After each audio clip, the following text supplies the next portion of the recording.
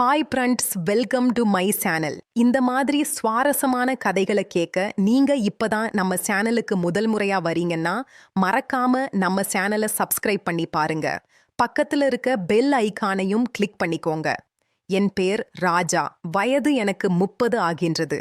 என் மனைவியுடன் செய்த சம்பவம் அவளை எப்படி நான் மடக்கினேன் என்று அதை பற்றி நான் இப்போது சொல்கின்றேன்.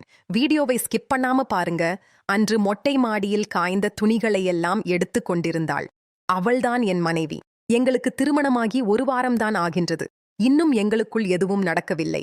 ஆனால் இன்று வரை என்னை பக்கத்தில் கூட அவள் சேர்த்ததே கிடையாது. திருமணமாகியும் பிரம்மச்சாரியாக தான் நான் வாழ்கின்றேன். காரணம், அவளுக்கு என்னை பிடிக்காது.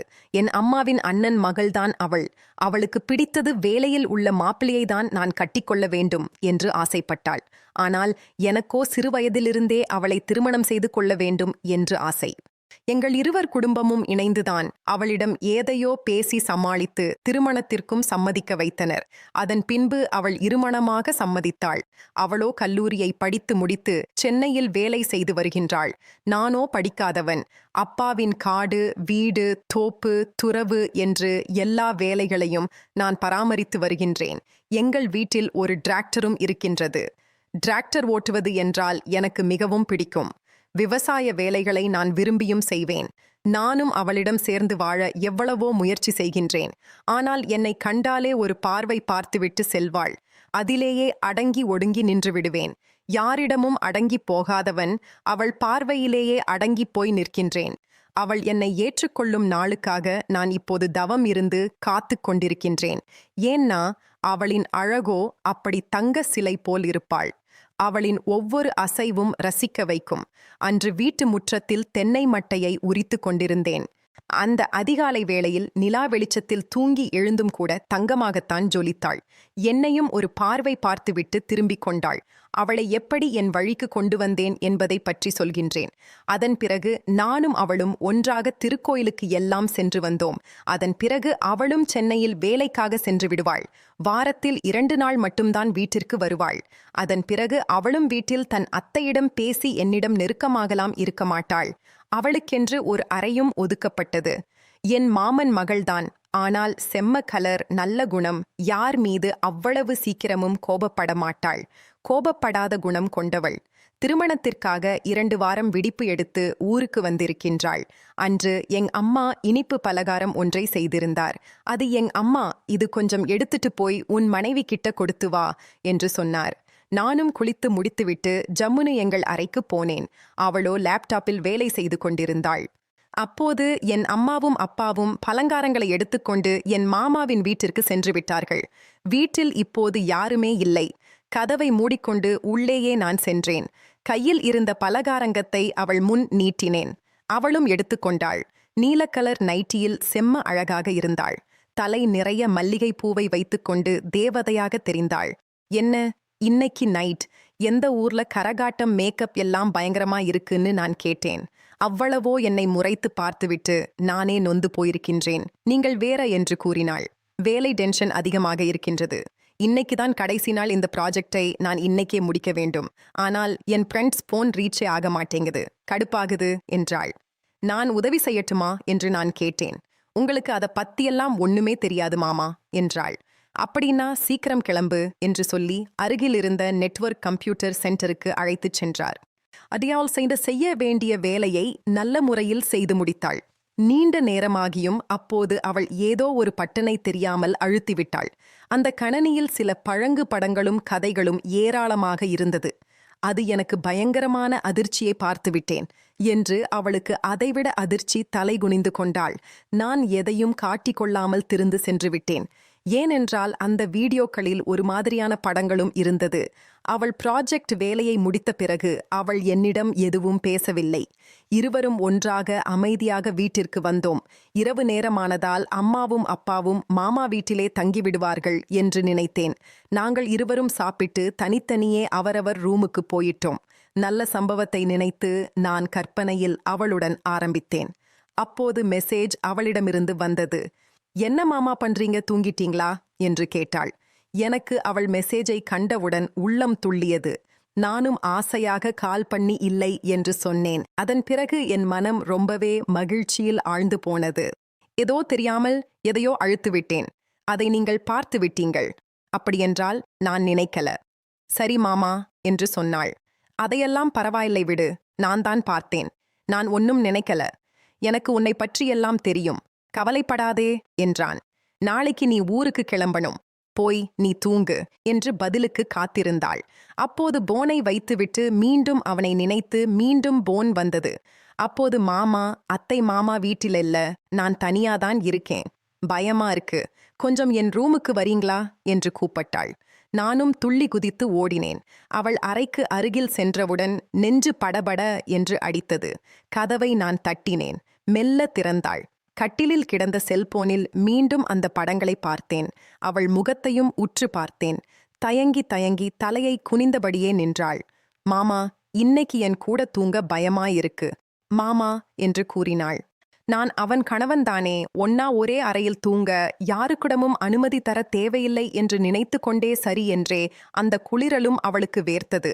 அதைதான் வந்துவிட்டேன் என்று அவள் கொஞ்சம் பயத்தில் இருந்து வெளியே வந்தாள். அவளுடன் நெருக்கமாக உரசி உட்கார்ந்து கொண்டிருந்தேன். அவளோ என்னையை வெறித்து பார்த்து கொண்டிருந்தாள். எனக்கு உடம்பெல்லாம் ஒரு மாதிரியாகிவிட்டது. என் உடம்பெல்லாம் ஏதோ மாற்றங்கள் எனக்கு புரிந்துவிட்டது. இது எதனால் என்று மனசு ஒரு மாதிரி தடுமாறியது. என் உடலில் ஏற்பட்ட மாற்றத்தை அவளும் உற்று பார்த்து தடுமாறினாள் என்பது எனக்கு நல்லாகத்தான் தெரிந்தது. என்ன செய்வது என்று தெரியாமல், மாமா ஒரு காபி போட்டு தருவீங்களா என்று கேட்டாள். நானும் சரி என்று சொல்லி தலையை ஆட்டிவிட்டு எழுந்து போய் காப்பியும் போட்டுவிட்டேன். அவள் என் முன் தடுமாறி தயங்கி நிற்க முயலாமல் நான் என்னை அங்கிருந்து அனுப்பிவிட்டாள் போல நானும் டீயும் பாலும் எடுத்துக்கொண்டு அறைக்குள் நுழைந்தேன்.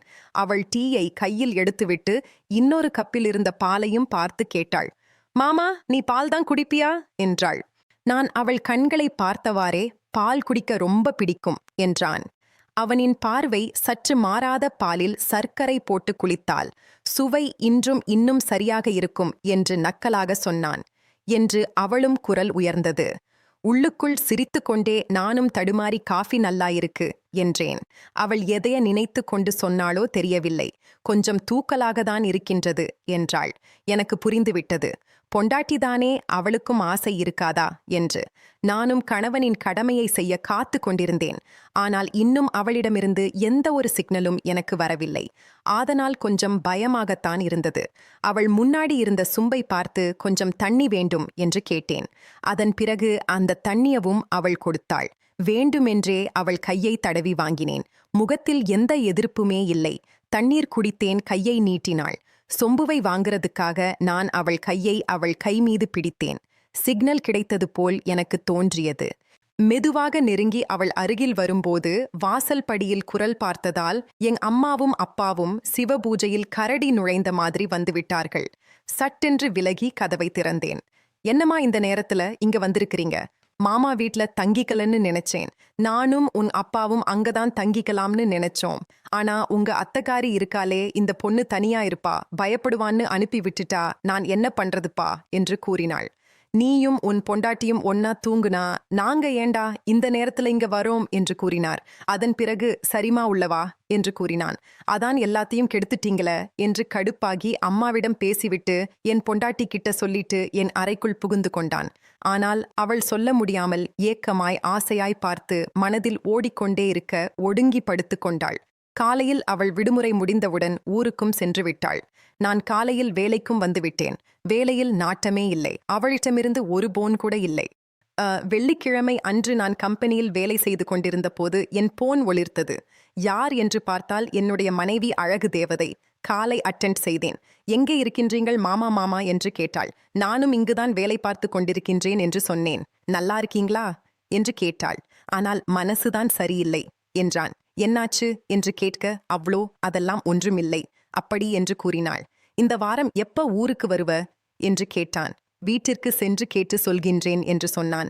நான் நாளைக்கு மாலை 7 மணியிலிருந்து ஒரு 8 மணிக்குள்ள வருவேன் என்று சொன்னான். அதன் பிறகு அப்படியா, சரி வாங்க பார்க்கலாம் என்று சொன்னவுடன் அழைப்பை துண்டித்து விட்டாள். எனக்கு புரிந்துவிட்டது. சும்மா இருந்திருக்கலாம். எப்ப வருவனு கேட்டு டக்குன்னு போன கட் பண்ணிவிட்டாளே என்று அதன் பிறகு நானும் பலவிதமான ஆசைகளில் இருந்தேன். எனக்கு ஏதோ யோசிக்கத் தோன்றியது. என்னமோ போல் இருந்தது. உடம்பெல்லாம் சிலிர்த்தது. ஆனால் சந்தோஷமாய் எதிர்பார்ப்பு அதிகமாகிக் கொண்டே இருந்தது. சிறிது நேரம் கழித்து என் போனுக்கு ஒரு மெசேஜும் வந்தது. அதில் நாளை கண்டிப்பாக நான் வந்துவிடுவேன் மாமா, நீங்கள் என்னை மிஸ் பண்ணி விடாதீர்கள் என்று கூறினார். அதை படித்தவுடன் எனக்கு தலையும் காலும் புரியவில்லை. சந்தோஷத்தில் படபடவென முதல் முறையாக என் மனைவி அவள் சம்மதத்துடன் நான் பண்ணப் போகின்றேன் என்பதே எனக்கு சந்தோஷம்தான்.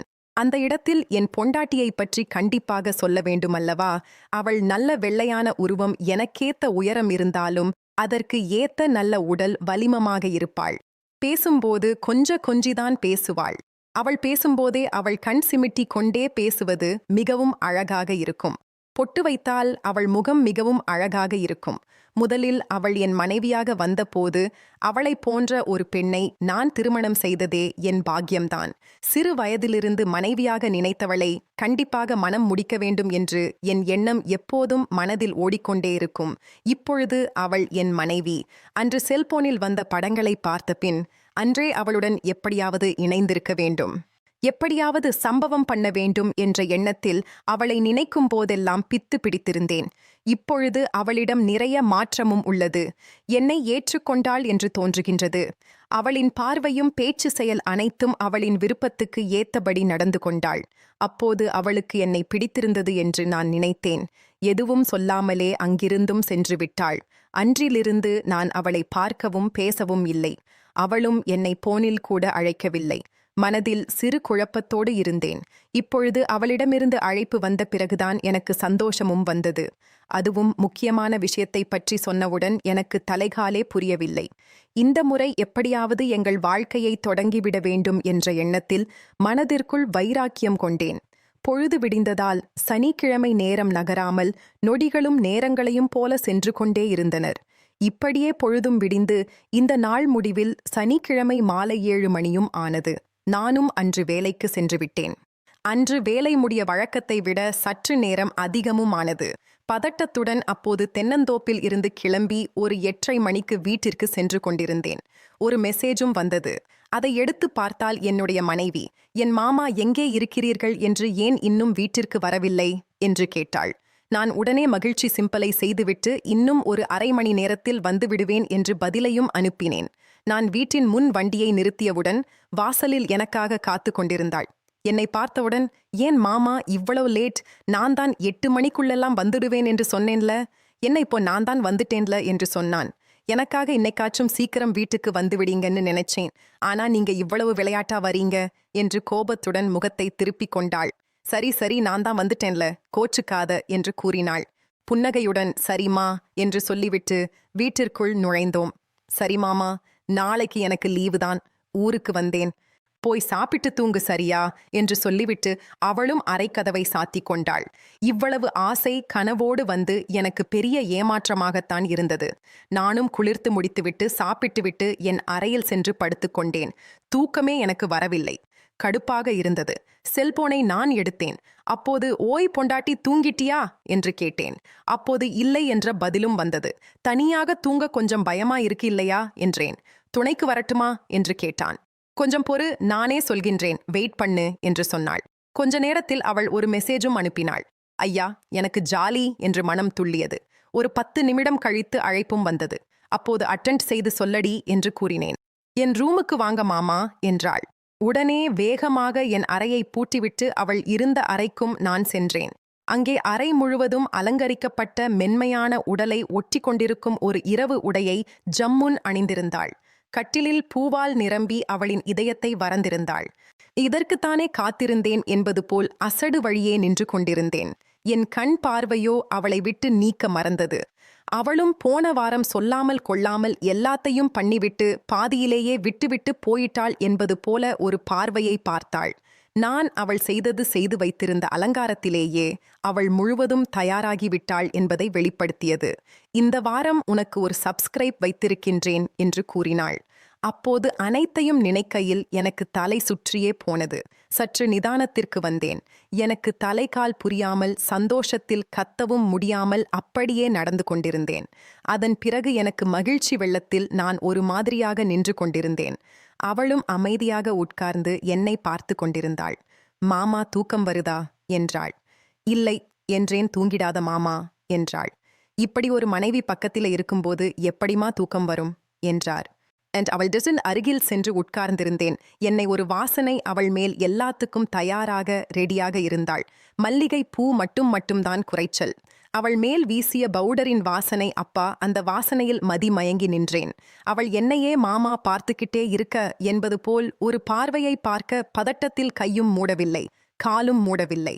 கட்டிலின் அருகே காஃபியும் பாலும் வைத்திருந்தாள். எனக்கு அன்று நடந்ததுதான் ஞாபகத்திற்கு வந்தது. சற்றென்று என்னை கட்டிலில் தள்ளிவிட்டு வெள்ளைக்கார ஸ்டைலில் என்னை லாக் செய்து விட்டாள். மாமா, காப்பிலேயே சூடு பத்தலையே என்றாள். காப்பி பவுடர் கொஞ்சம் தூக்கலாக வேண்டும் மாமா என்றாள்.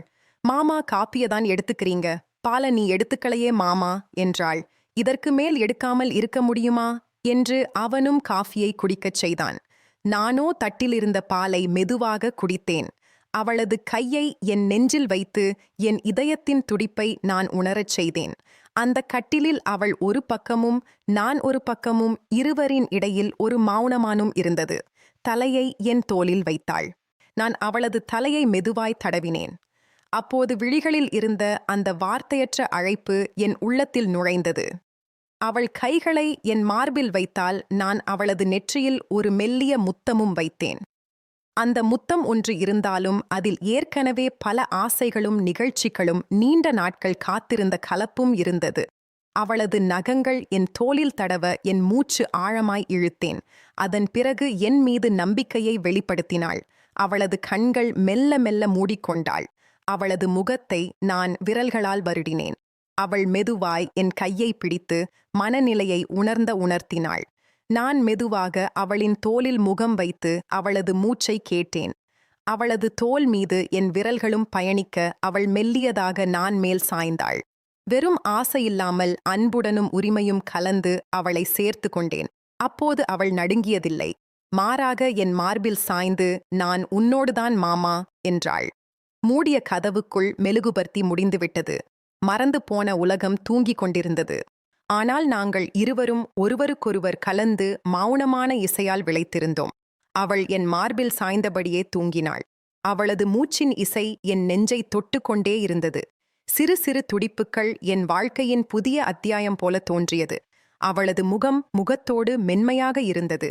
நான் மெதுவாக அவளது நெற்றியில் முற்றமிட்டேன்.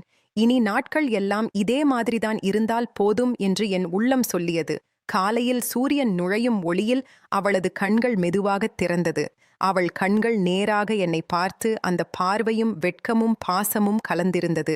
மாமா என்றாள் மௌன குரலில். நான் மெதுவாக அவளது கையை பிடித்து, கல்யாணமானதால் இப்பதான் உண்மையாய் நம் வாழ்க்கை ஆரம்பிச்சிருக்கு என்றேன். அவள் தலையை என் மார்பில் வைத்து, இனி நாளையெல்லாம் உன்னோடவே நான் இருக்கணும் மாமா என்றாள். நான் ஒன்றும் பேசவில்லை. மௌனமாக அவளை அணைத்தேன். அவளின் உள்ளத்தில் நான் வந்துவிட்டதை அவளும் உணர்ந்தாள்.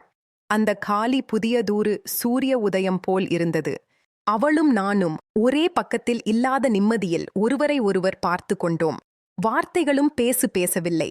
உணர்வுகள் மட்டுமே நம்மை பிணைத்தனர். அதன் பிறகு அவர்களது வாழ்க்கையும் சந்தோஷமாக வாழத் தொடங்கினார்கள். இந்த கதை பிடிச்சிருந்துச்சு அப்படின்னா லைக் அண்ட் ஷேர் பண்ணுங்க. கீழே இருக்க கமெண்ட் பாக்ஸ்ல கமெண்ட் பண்ணுங்க. தேங்க்ஸ் ஃபார் வாட்சிங்.